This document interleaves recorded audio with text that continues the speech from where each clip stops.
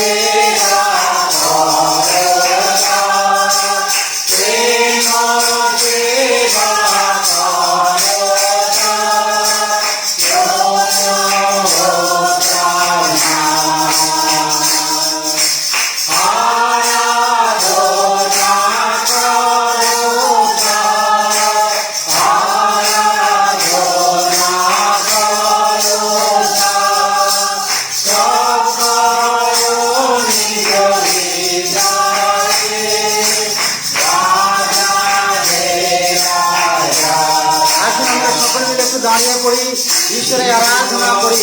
তার সমস্ত প্রশংসা করি। কেননা তুমি আমাদের একমাত্র জীবন্ত ঈশ্বর, তিনি আমাদের একমাত্র ঈশ্বর যে আমাদের পরিত্রাণের জন্য সেই স্বর্গীয় বৈভব পরিত্যাগ করে এই পৃথিবীতে উঠলেন, যেন আমরা পাপী জাতি মানুষ প্রত্যেকে উদ্ধার পাই প্রভু। এবং তিনি উদ্ধারের পক্ষে সেই পরিত্রাণের পক্ষে কত সহজ সরল করে দিয়েছে। যে কেউ তাকে বিশ্বাস করে সেই পরিত্রাণ পায়, যে কেউ তাকে বিশ্বাস করে সেই মুক্তি পায়, যে কেউ তাকে বিশ্বাস করে সেই অনন্ত জীবন পায়। হালেলুয়া, তোমার ধন্যবাদ হোক, তোমার গৌরব প্রশংসা হোক প্রভু। হ্যাঁ, আমরা আমাদের সমস্ত হৃদয়, সমস্ত প্রাণ এবং সমস্ত মন দিয়ে তারিখে আরাধনা করি। হালেলুয়া প্রভু, তোমার ধন্যবাদ হোক প্রভু, তোমার ধন্যবাদ গৌরব প্রশংসা হোক প্রভু। তুমি আমাদের একমাত্র ঈশ্বর প্রভু, তুমি আমাদের পরিত্রাতা ঈশ্বর প্রভু, তুমি আমাদের একমাত্র জীবন্ত ঈশ্বর। হালেলুয়া, তোমার মহিমা হোক, তোমার গৌরব প্রশংসা হোক। হালেলুয়া, হালেলুয়া, হালেলুয়া প্রভু, তোমার ধন্যবাদ হোক। হালেলুয়া।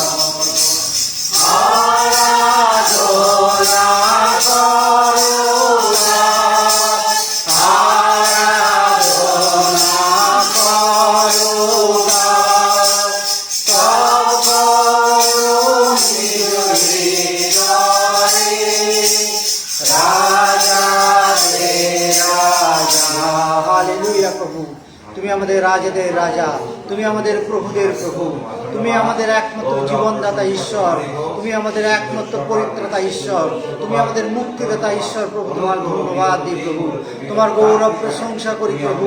তুমি আমাদের সত্য সনাতন ঈশ্বর প্রভু, তুমি আমাদের জিহোবা জাইরে ঈশ্বর প্রভু, তুমি আমাদের জিহোবা নিশি প্রভু, জিহোবা শালোম প্রভু। তোমার ধন্যবাদ করি, তোমার গৌরব প্রশংসা করি। আমরা জানি যদিও এই আতঙ্কের সময়ে প্রভু, কিন্তু প্রভু তুমি আমাদেরকে এখনো পর্যন্ত সুরক্ষিত অবস্থায় রেখেছো। তুমি আমাদেরকে প্রত্যেকে জীবিত রেখেছো প্রভু, জীবিতদের মধ্যে। সেই জন্য তোমার ধন্যবাদ আর গৌরব প্রশংসা করি। হ্যাঁ প্রভু, তোমার ধন্যবাদ দিই প্রভু। আর একটি বার যে তোমার চরণতলে উপস্থিত হয়ে আমরা প্রত্যেকে তোমার গৌরব প্রশংসা করার সুযোগ করে দিয়েছো বলে। হালেলুয়া প্রভু, তোমার ধন্যবাদ হোক, তোমার গৌরব প্রশংসা হোক। সকল ধন্যবাদ গৌরব প্রশংসা তোমারই হোক প্রভু। হ্যাঁ প্রভু, এই ছোট্ট আরাধনার ডালে প্রভু যীশু খ্রিস্টের নামে চাইছি, আমেন। ঈশ্বর ধন্যবাদ গৌরব প্রশংসা হোক। ঈশ্বরের স্বর্গের সিংহাসনে আমরা সকলে উপস্থিত হয়েছি। আসুন আমরা তার সেই গীত সংহিতা পাঠ করি। আমরা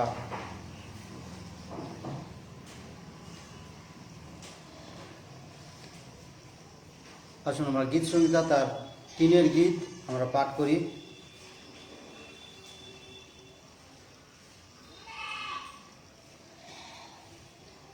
গীত আমরা পাঠ করি উত্তর প্রত্যুত্তরের মাধ্যমে। আসুন আমরা পাঠ করি। হে সদাপ্রভু, আমার বিপক্ষ কত বাড়িয়াছে, অনেকে আমার বিরুদ্ধে উঠিতেছে।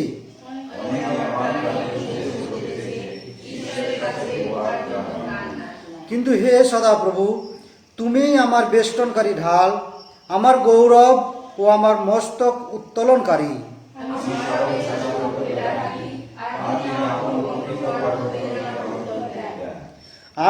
আমি শয়ন করিলাম ও নিদ্রা গেলাম, আমি জাগ্রত হইলাম, কারণ সদাপ্রভু আমাকে ধারণ করেন।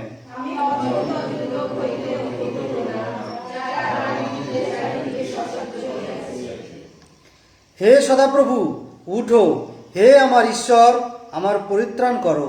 কেননা তুমি আমার সমস্ত শত্রু চর আঘাত করিয়াছ, তুমি দুষ্টদের দন্ত সকল ভাঙাইয়া দিয়াছ।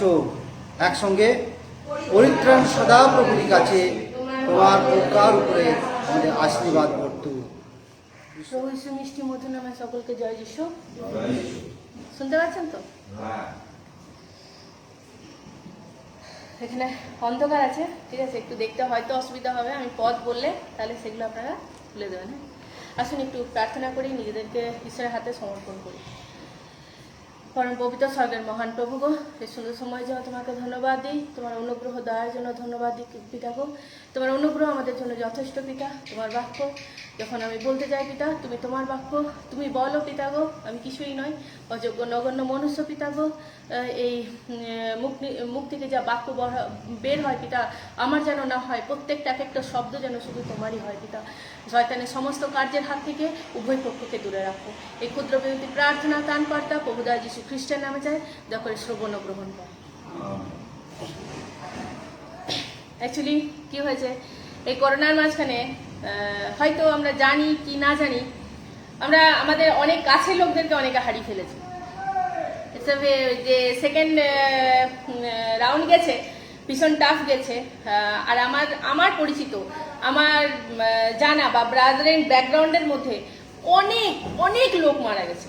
অনেকে, শুধু বয়স্ক মানুষই নয়, এমনকি বাচ্চা জন্ম দিচ্ছে গর্ভবতী মা মারা গেছে, মা গর্ভবতী আছে স্বামী মারা গেছে, বাচ্চা জন্ম হয়েছে সেরকম বাচ্চা মারা গেছে, এরকম অনেক মারা গেছে। অনেক রিপোর্ট আছে আমাদের কাছে।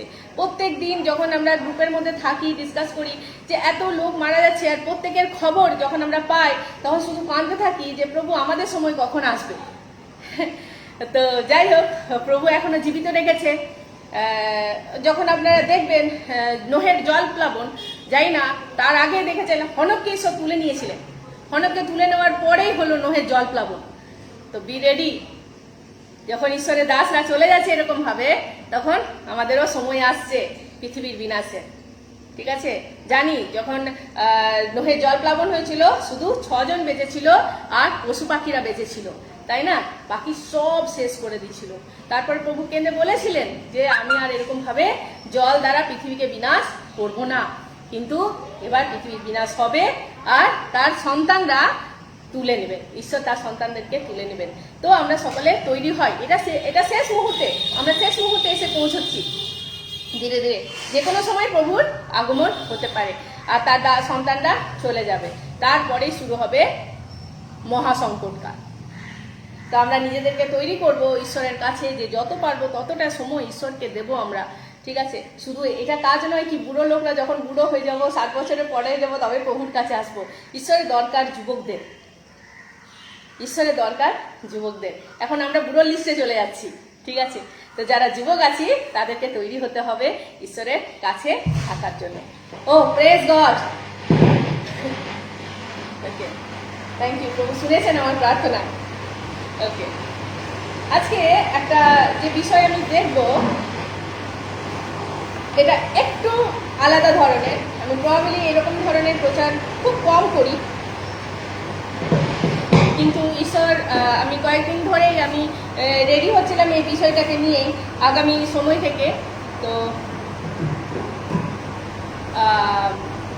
দেখবো whom should we trust, whom should we trust, আমরা কাকে বিশ্বাস করব। অবাক বিষয় না, হঠাৎ করে চার্চের মণ্ডলীর মধ্যে দাঁড়িয়ে অনামিকা বলছে কাকে বিশ্বাস করব। ওকে, আসুন খুলি জেরেমিয়া 17:7-8।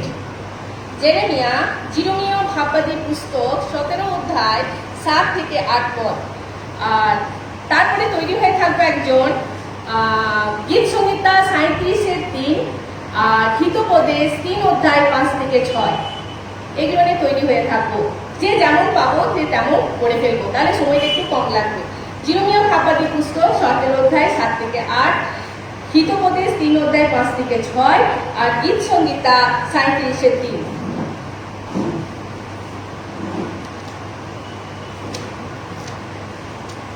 ধন্য সে ব্যক্তি যে সদাপ্রভুতে নির্ভর করে, যাহার বিশ্বাস মূল সদাপ্রভু। সে জলের নিকটে রোপিত এমন বৃক্ষের ন্যায় হইবে, যাহা নদী করে মূল বিস্তার করে। গ্রীষ্মের আগমনে সে ভয় করবে না, এবং যাহার পত্র সতেজ থাকিবে। অনাবৃষ্টি বৎসরেও সে নিশ্চিত থাকিবে, ফলদানে নিবৃত হইবে না।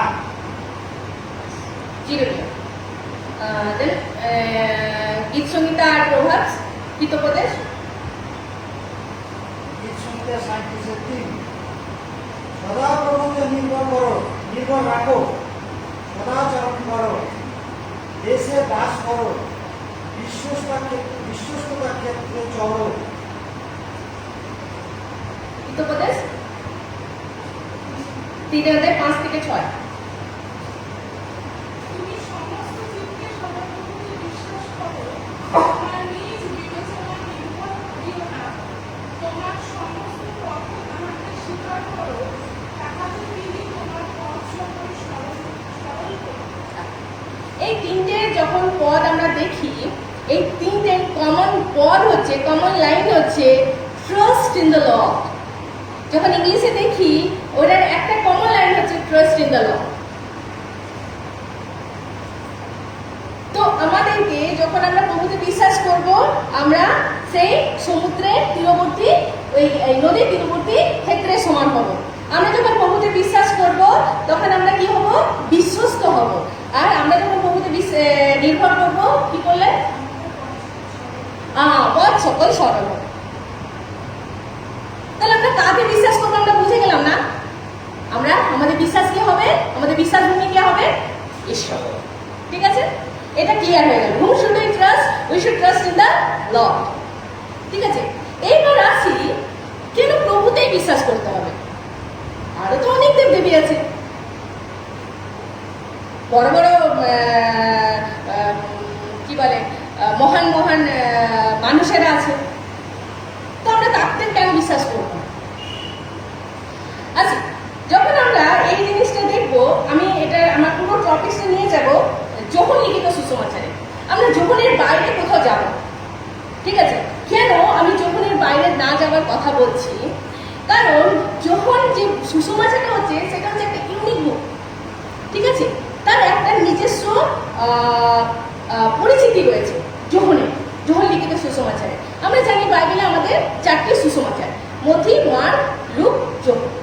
কিন্তু এই যে 3টে বই আছে, 3টে বই থেকে যোহন অনেকাংশে আলাদা, ঠিক আছে? যখন আমরা 3টে বইকে পাই, এগুলোকে বলা হয় সিনাপটিক গসপেল। সিনাপটিক গসপেল মানে হচ্ছে আমরা শুধু শুনেছি, কিন্তু এটার মানেটা আমরা জানি না। যার সার সংক্ষেপ একই রকম, যার সারমর্ম একই রকম, ঠিক আছে? মথি, মার্ক, লুকে আমরা এই 3টে বইয়ে যে দৃষ্টান্ত পাই, যে আশ্চর্য কাজ পাই, এগুলো প্যারালাল তাদের মধ্যেই সীমাবদ্ধ।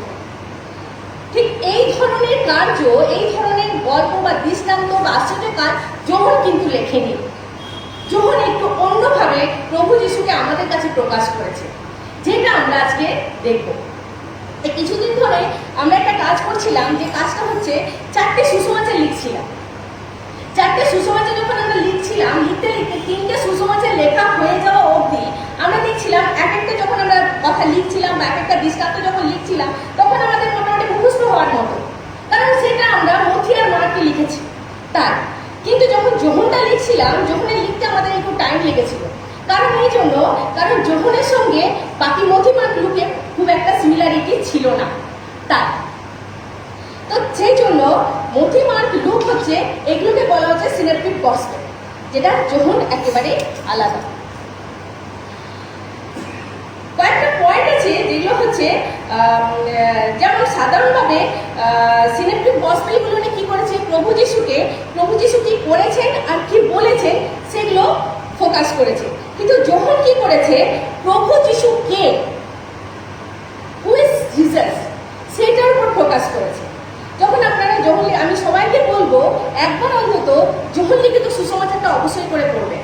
এটা আপনাদের জন্য বোঝা সুবিধা হবে। শুধু তাই নয়, ঈশ্বরকে ভালোবাসতে আরো ইচ্ছে করবে, আপনি আরেকটু প্রভু যিশুর কাছে যাবেন। তাই আমি কথাটা বলছি, যোহন লিখিত সুসমাচার অবশ্যই পড়বেন আপনারা বাড়িতে। বেশি না, একটা করে অধ্যায় পড়বেন না, দেখবেন শেষ হয়ে যাবে, ঠিক আছে?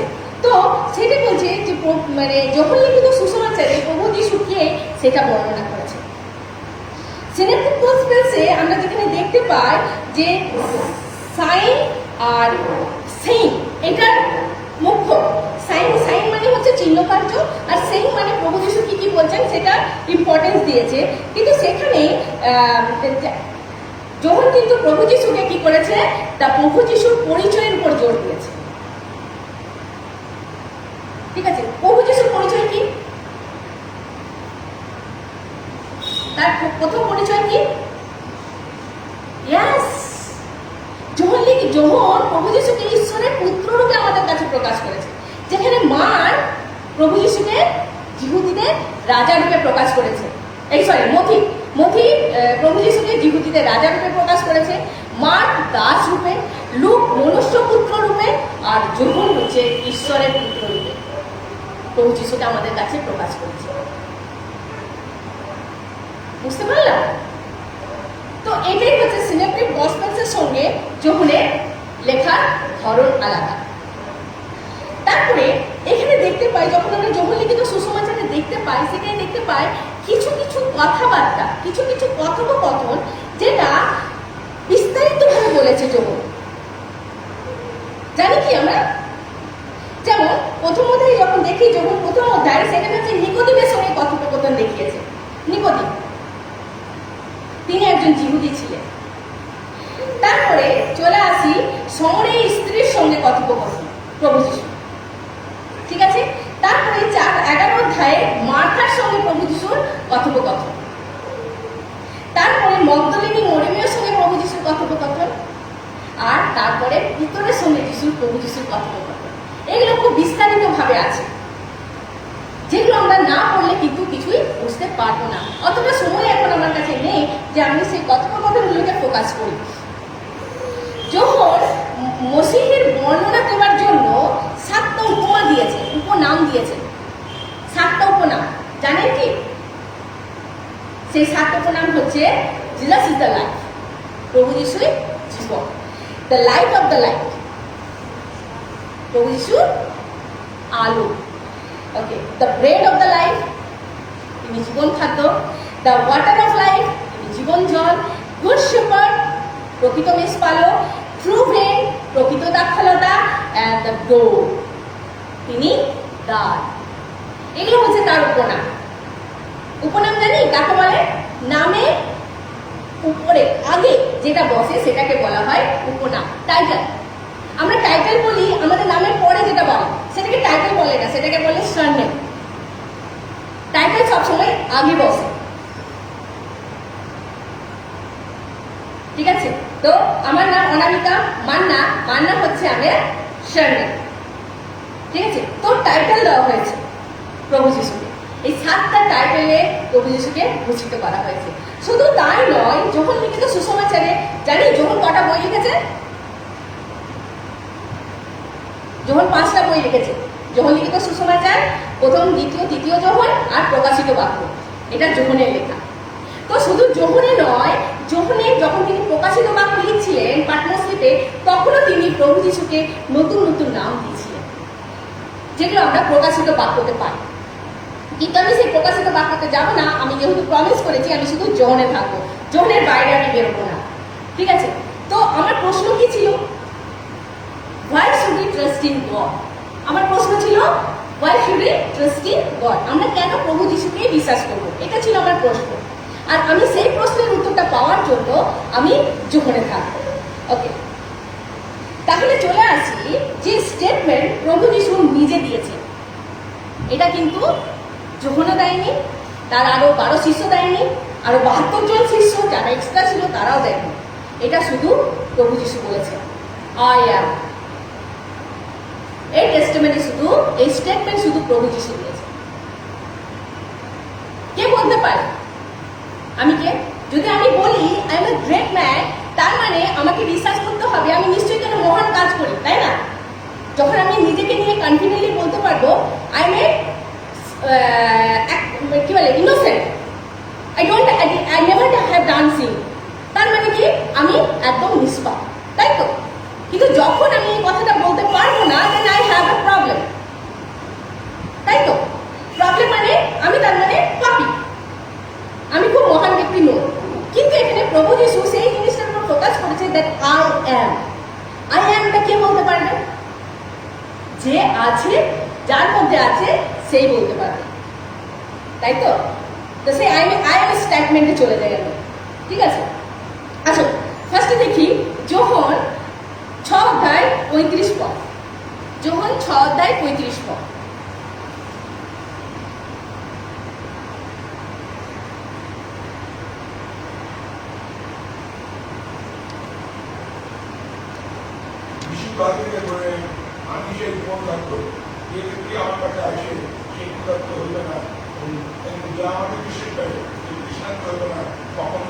Yes.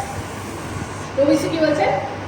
আমি জীবন খাদ্য, আমি দ্য ব্রেড অফ লাইফ। তার মানে কি আজকে আমরা প্রভু যীশুর কাছে আছি, আমাদের খিদে লাগেনি? ডেফিনেটলি আমাদের লাগে খিদে, কিন্তু আমাদের এই খাদ্য, আত্মিক খাদ্যের কথা বলা হয়েছে এখানে। আত্মিক খাদ্য মানে আমরা যখন প্রভু যীশুর কাছে থাকবো, আর আমার কোনো দিকে যাওয়ার দরকার পড়বে না। তাই তিনি এই কথাটা, স্টেটমেন্টটা এত ডিম্যান্ডের সঙ্গে দিয়েছেন যে I am the bread of life, আমি জীবন খাদ্য, যে আমাদের থাকে সে কখনো পতিত হইবে না। ওকে, নেক্সট চলে আসি, I am the light of the world, John 8:12। যোহন লিখিত সুসমাচার 8 অধ্যায় 12 পদ, 9 অধ্যায় 5 পদ। যোহন লিখিত সুসমাচার 8 অধ্যায় 12 পদ।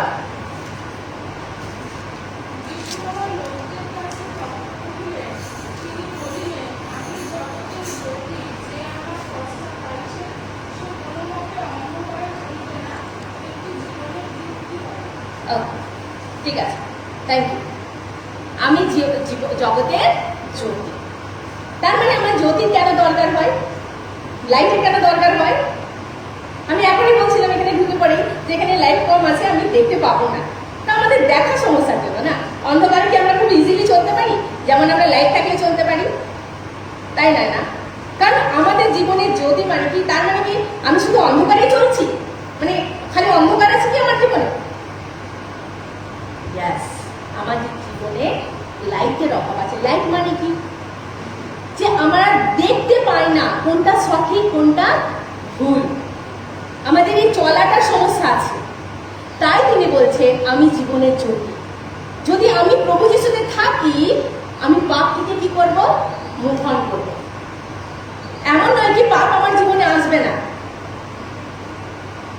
ওকে তো ডাকার দরকারই পড়ে না। পাপ এমন ভাবে আপনার জীবনে আছে, ওকে ডাকতে হয় না যে পাপ আয় তুই আমার জীবনে আয়, ও নিজেই চলে আসে আপনার কাছে।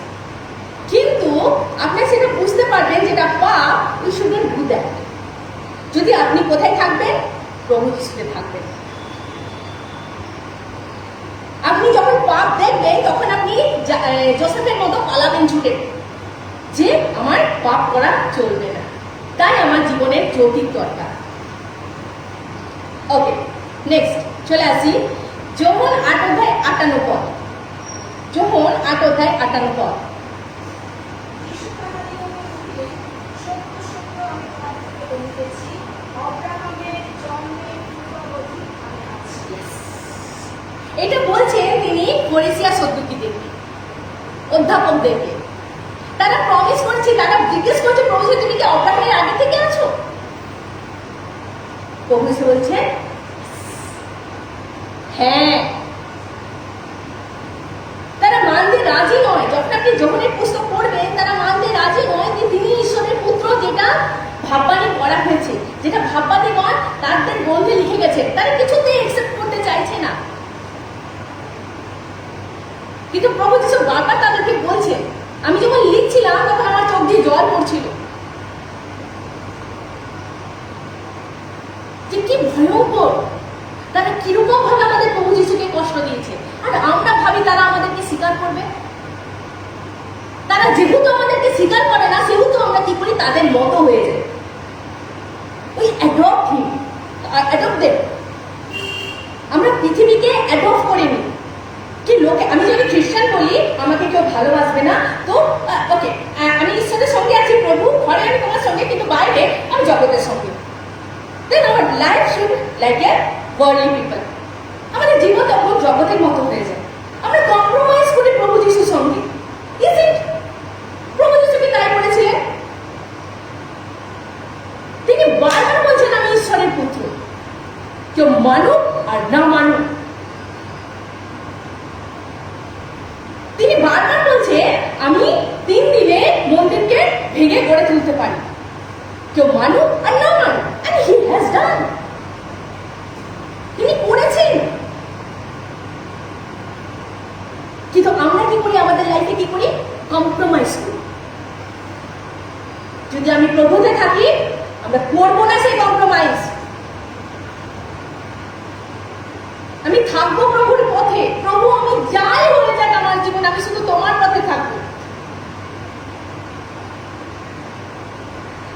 কিন্তু প্রভু যিশু তুমি ঘরে, বাইরে তো আমি জগতের, তাই আমাদের জীবনে আশীর্বাদ নেই। পরিষ্কার বলছি আছে এই কথাটা, খুব কড়া ভাবে লাগে। তাই আমাদের জীবনে কোনো পরিবর্তন নেই। জন্মের পরে কোথায় নতুন জন্ম আর কোথায় পরিবর্তন, ঘন্টা আমার কিছুই নেই। ওই যে ঘরে যিশু, বাইরে জগৎ। ওকে, নেক্সট চলে আসি যোহন 10 অধ্যায় 7 থেকে 9 পদ। যোহন 10 অধ্যায় 7 থেকে 9 পদ। অতএব যীশু পুনর্বার তাহাদিগকে কহিলেন, সত্য সত্য আমি তোমাদিগকে বলিতেছি, আমি মেষ দিগের দ্বার। যাহারা আমার পূর্বে আসিয়াছিল, তাহারা সকলে চোর ও দস্যু, কিন্তু মেষেরা তাহাদের রব শুনে নাই। আমি দ্বার, আমা দিয়া যদি কেহ প্রবেশ করে, সে পরিত্রাণ পাইবে এবং ভিতরে আসিবে ও বাহিরে যাইবে ও চড়ানি পাইবে। Yes, আমি মেষ দিকে দ্বার। তিনি এই স্টেটমেন্ট খুব কনফিডেন্টলি দিয়েছে। কেন দিয়েছেন? কারণ তিনি তাই তিনি বলেছেন কনফিডেন্টলি। তার পূর্বে যারা এসেছেন, তিনি তাদের সেই ভাববাদীগণদের কথা বলেছেন কিছু কিছু। আমরা হয়তো জানি না, আমি দানিয়েল পুস্তক কিছুদিন ধরে ক্লাস নিচ্ছিলাম, স্টাডি করছি বা ক্লাস নিয়েছিলাম। যখন 70 বছরের ক্যাপটিভিটিতে বাবিল নিয়ে গেছিল জিহুদীদেরকে 70 বছরের জন্য, তখন অনেক পাপ ছিল জিহুদীদের মধ্যে। তার মধ্যে একটা পাপ ছিল ফলস টিচার, ভাববাদীগণ ছিল। ঠিক আছে, সেটা একটা বিরাট রিজন ছিল, যারা ঈশ্বরের নামে আসতো যে আমি ভাববাদী। ঠিক আছে, এরকম করে অনেকে তাদেরকে বিশ্বাস করেছিল।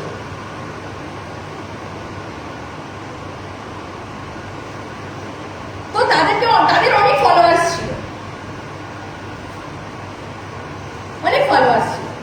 জানেন। এখন রাস্তায় ঘুরে বেড়ায় যে অনেকে বলে যে প্রভু যিশু চলে এসছে, তিনি চলে গেছেন, এবার আমরা এই পৃথিবীর কোনো বিনাশ হবে না।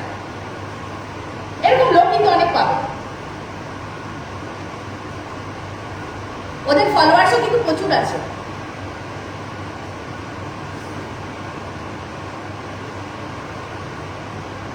দুষ্ট লোক, ঈশ্বর এদেরকে দুষ্ট লোকের সঙ্গে তুলনা করেছে। কিন্তু প্রভু যিশু নিজে স্টেটমেন্ট দিচ্ছেন, আই অ্যাম দ্য ডোর। যে আমার দিয়া প্রবেশ করে সে পরিত্রাণ পায়। তো আমাদেরকে দেখতে হবে আমরা কোন দ্বার দিয়ে প্রবেশ করছি, আমাদের দ্বার ছোট না বড়।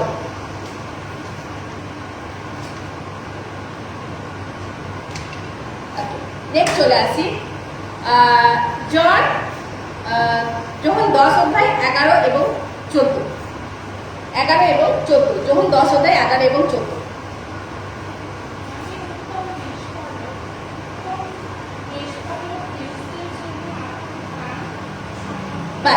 বাস আমি উত্তম মেষপালক। মেষপালক মানে কি? মেষপালকের কাজ কি? মেষদেরকে রক্ষা করা, মেষদেরকে সামলানো মেষপালকের কাজ।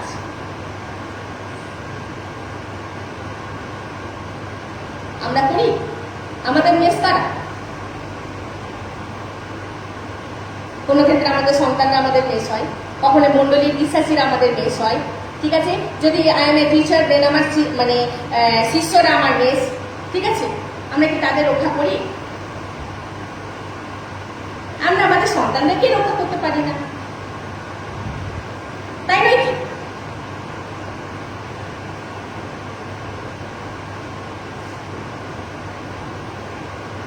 আমার একটা গ্রুপ ছিল, যখন আমি সানডে স্কুল করতাম, সানডে স্কুল বাইবেল স্টাডি করতাম, আমাদের একটা খুব ভালো গ্রুপ ছিল।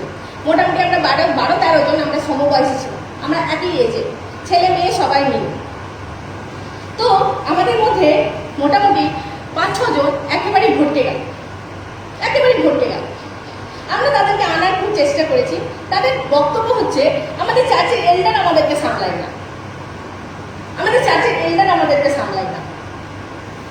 আমি বলতাম চার্চের এল্ডার কি তোর মুখে এসে খাবার এনে দেবে, না তোকে কি করবে, তোকে কি ঘুম পাড়াবে নাকি তোকে সামলাবে, কি করে সামলাবে বল, কি করে সামলাবে চার্চের এল্ডার? সে তো 24 আওয়ার্স তো পেছনে পেছনে ঘুরছে না, তো সে ভটকে যায়। তারা ভটকে যাওয়ার পরে এই রিসেন্ট আমি আই থিঙ্ক গত বছরে আমাদের বাড়িতে প্রেয়ার মিটিং হয়েছে, আর ওই ছেলেটা এসেছে, যে ছেলেটাকে আমি বলেছিলাম। হ্যাঁ, then I was so happy. আমি ওকে দেখে বললাম রাকেশ, ফাইনালি এই জন্য ঈশ্বরের বাক্যে এই কথাটা বলে, আমার সন্তানরা 7 বার পড়বে 7 বার উঠবে। বিশ্বাসী 7 বার পড়ে 7 বার উঠে। যারা প্রভুর কাছে আসে তারা ঠিক তার প্রভুর কাছে ফিরে আসে। সে মদ কি করতো না, সে মদ খেত, মেয়েলি কারবার করতো, সে যে কত তার গার্লফ্রেন্ড তার ঠিক নেই, মানে এরকম ধরনের তাদের লাইফ ছিল। But finally he turned to the Lord. শেষে তার শেষ ছিল যে সে তার পুনরায় ফিরে আসে। তো এইটা কাজ হচ্ছে কিন্তু আমাদের বাবা মা। তার বাবা মা কি আর ছিল না, তার বাবা মা সচেতন ছিল না, তার বাবা মা তো রাকেশ কি করছে কে জানে। তো আমরা মাঝে মাঝে এরকম কেয়ারলেস হয়ে যাই, আমার ছেলে নিয়ে কোথায় যাচ্ছে, কি করছে, কার সঙ্গে কথা বলছে। এখন তো সব থেকে ভালো জিনিস হচ্ছে সেলফোন, এখন পুরো পৃথিবী আপনার হাতে। তো আমার দায়িত্ব, আমি আমার সন্তানদেরকে কি করে রাখবো, ইটস আওয়ার রেসপন্সিবিলিটি। কারণ প্রভু যিশু উত্তম মেষপালক ছিলেন, and we should follow him. Okay, next চলে আসি। I am the resurrection and life. হ্যাঁ, আমি আর পদের দিকে যাব না। এটা হচ্ছে যোহন 11:25 পদ। আমি পুনরুত্থান আর জীবন। তিনি স্টেটমেন্ট চ্যালেঞ্জ দিয়ে বলেছেন, কারণ তিনি পুনরুত্থিত ঈশ্বর, তাই তিনি বলেছেন, বলতে পেরেছেন। আর কারো কথা তো আমরা জানি না। ওকে, then I am the way and the truth and the life. আমি পথ, সত্য আর জীবন। তারপরে চলে আসি I am the true vine, আমি প্রকৃত দ্রাক্ষালতা। আমার পিতা কৃষক, যোহন 15 অধ্যায়। আমার খুব ভালো লাগে এই অধ্যায়টা, আমি বারবার পড়ি, খুব স্যাটিসফাইড হই আমি। যখন আমি দুর্বল হই না, তখন আমি এই পথগুলো পড়ি, যেগুলোকে আমি জানি। আমি রিপিট করি বারবার, যেন আমি প্রভুর পথে আরো থাকি, আরো প্রভুর কাছে আসি। যখনই আমি ভাবি যে আমি প্রভুর পথ থেকে দূরে যাচ্ছি, তখনই আমি এই বাইবেলের পথগুলো পড়ার চেষ্টা করি। তখন আবার আমি আকৃষ্ট হয়ে প্রভুর কাছে চলে আসি। It's our life. তারপর হচ্ছে I am he. It's a main word, I am he.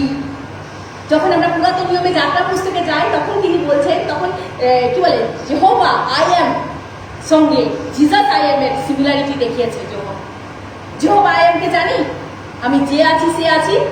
শুনেছি এই কথাটা, I am who, আমি যে আছি সে আছি, who I am। যখন মোসেসকে পাঠাচ্ছে ইহুদিদেরকে মিশর থেকে বের করে আনার জন্য, তখন তিনি বলছেন, আমার ইহুদি ইসরায়েল সন্তানদেরকে বলবে যে আমি যে আছি সে আছি, সে তোমাকে প্রেরণ করেছে। দারুণ ভালো কথা এই কথাটা। এই স্টেটমেন্ট প্রভু যিশু নিজে বলেছেন। তাই আমাদের কি উচিত, কাকে বিশ্বাস করবো আমরা? চার্চে আছে বলে বলছেন কি প্রভু যিশুকে বিশ্বাস করবো, চার্চের বাইরে প্রভু যিশুকে করবেন তো আমাদের লাইফ ফ্রিকল হয়ে যায়। আমরা স্টেট থাকতে পারি না, আমাদের জাস্ট ফ্রিকল থাকি আমরা, কখনো এদিকে কখনো ওইদিকে, যেদিকে ডাল বেশি থাকে সেদিকে, যেদিকে ভারী থাকে সেদিকে ঘুরে যায়। কিন্তু ওই জন্য আমাদের জীবনে আশীর্বাদও এরকম থাকে, কখনো আসে কখনো নেই, কখনো আসে কখনো নেই। বাস একটা ছোট গল্প বলে আমি শেষ করবো, বাস 2 মিনিট আগে। গল্পটা হচ্ছে এরিক লিডেল। এরিক লিডেল ছিলেন স্কটল্যান্ডের একজন অ্যাথলেট। এটা ঘটনাটা যখন শোনার আগে, আমি 1924 সালের ঘটনা বলছি। এটা সেই সময় স্কটল্যান্ডে কি হতো, তারা এই পবিত্র দিনকে, সপ্তাহের প্রথম দিনকে সাবাত ডে বলে মানত। সাবাত ডে মানে জিসাস সাবাত, লর্ডস ডে। লর্ডস ডে কেন, যে সেই দিনে কোনো কাজ করবে না, কোনো কাজ করবে না। তারা শনিবার রান্না করে নিত, যেন তারা রোববার দিন খেতে পারে।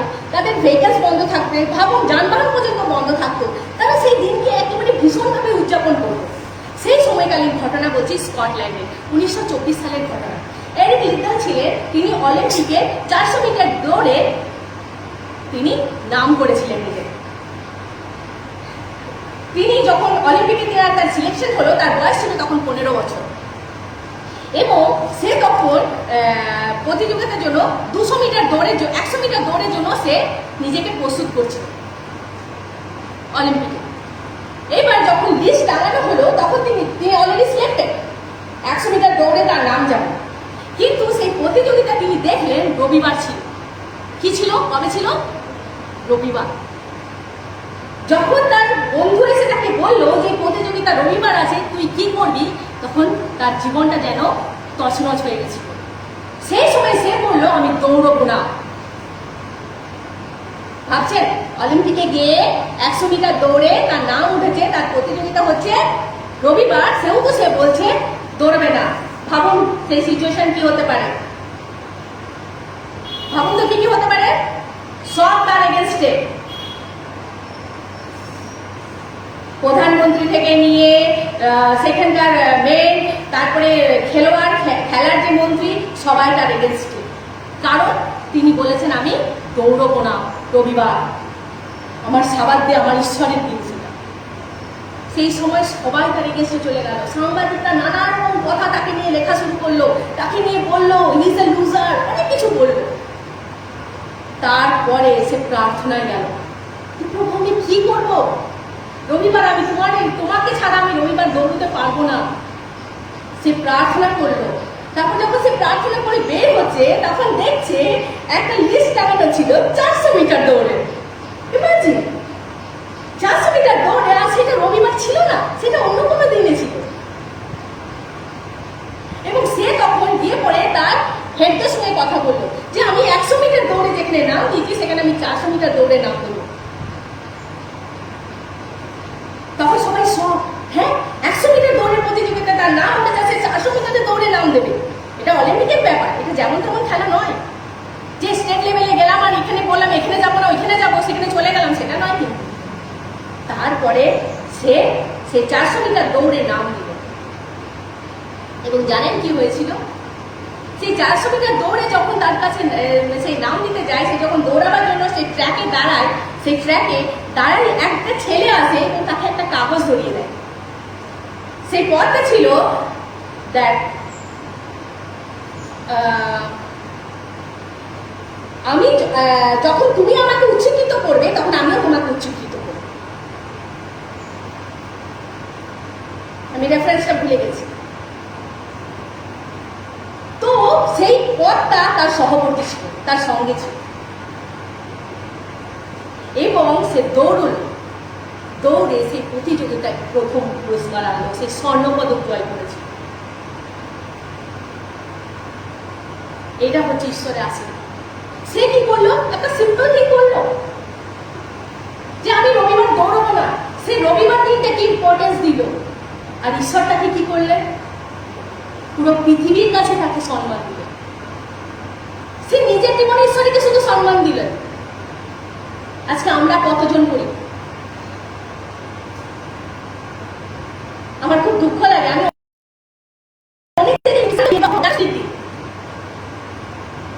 সানডেতে কোনো কাজ রেখে দিলাম, কেন? ওটা ছুটির দিন, সবাই একসঙ্গে থাকবো, কেন? আর ঈশ্বর, আমি বললাম না ঈশ্বরকে আমরা পেছনে ফেলে দিই। ভাবুন তো কখনো আপনাদের জীবনে এরকম হয়েছে কিনা, আপনারা এরকম করেছেন কিনা? খুব ইজিলি আমরা করে নিই এই সমস্ত কিছু, বা শুধু ঈশ্বরকে বাদ দিয়ে করি। আমাদের জীবনে ঈশ্বর থাকে না।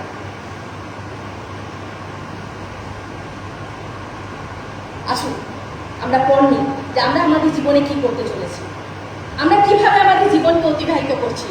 আমি আগেই বললাম এটা শেষ সময় উপস্থিত, আমরা শেষের দিকে চলে এসেছি, আর আমাদেরকে প্রস্তুত হতে হবে ঈশ্বরের জন্য। আমরা যত ঈশ্বরকে দেবো, ঈশ্বর তত আমাদেরকে দেবে।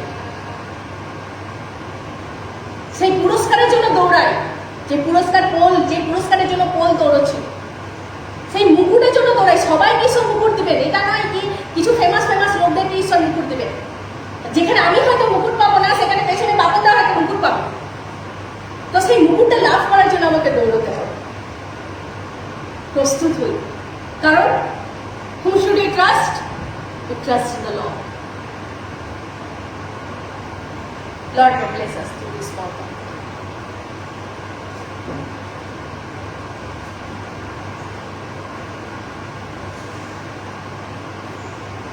ঈশ্বরের ধন্যবাদ হোক, সুন্দর বাক্য প্রচারিত হলো এবং ঈশ্বর আমাদের সকলকে আশীর্বাদ করুন, অনেক অনেক অনেক বেশি করে আশীর্বাদ করুন। আসুন আমরা শেষের দিকে চলে এসেছি, আমরা 95 সংখ্যার গান করি এবং সেই গানের সঙ্গে আজকের গান আমরা তুলে নেব।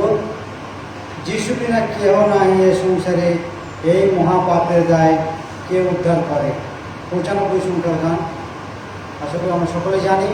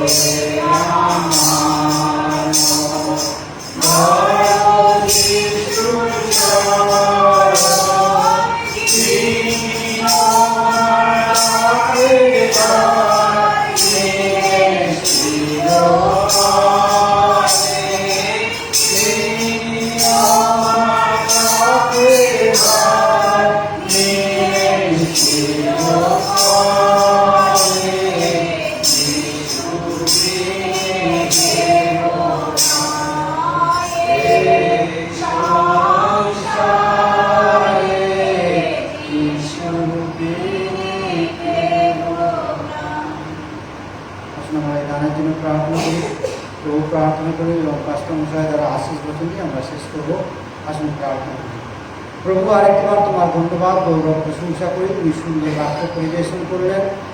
প্রভু তোমার ধন্যবাদ হোক প্রভু। হ্যাঁ, আমাদের পরিস্থিতি যাই আসুক না কেন, আমরা যেন তোমাকে প্রভু যিশুকে যেন পিছনে না ফেলে, জগতের সঙ্গে যেন কম্প্রোমাইজ না করি, কিন্তু তোমাকে সামনে রেখে যেন আমরা আমাদের জীবন ব্যতীত করতে পারি, তুমি সে মতো সাহায্য করো। আমরা আমাদের ধনভাণ্ডার থেকে যা কিছু ভাণ্ডার তোমার ভাণ্ডারে নিয়ে এসেছি প্রভু, সেই ভাণ্ডারকে তুমি সদা বরাবর রাখো এবং এই যে দান আমরা করেছি, দানকে তুমি আশীর্বাদ করো। এই দানের মধ্য দিয়ে যেন তোমার স্বর্গরাজ্য আরও বেশি করে বিস্তৃত হতে পারে, তুমি সে মতো সাহায্য করো প্রভু। আমাদের ধনকষ্টকে পরিপূর্ণ করে হৃষ্টপুষ্ট দাতা হিসেবে পরিগণিত করো প্রভু। প্রভু আমরা যতজন এসেছি প্রভু প্রত্যেককে আশীর্বাদ করো, সকলকে যে খালি হৃদয় নিয়ে এসে হৃদয় প্রতি আশীর্বাদ করো, এবং যার যা মনের ব্যথা আছে প্রভু সেই ব্যথা তুমি পরিতৃপ্ত করো, এবং আমাদের মনের আশা আকাঙ্ক্ষা সকল পূরণ করো। সকল ধন্যবাদ গৌরব প্রশংসা তোমারই ও প্রার্থনা দয়ালে যিশু নামে চাইছি, আমেন। প্রভু প্রার্থনা করি, তোমার নাম তোমার রাজ্য আসুক,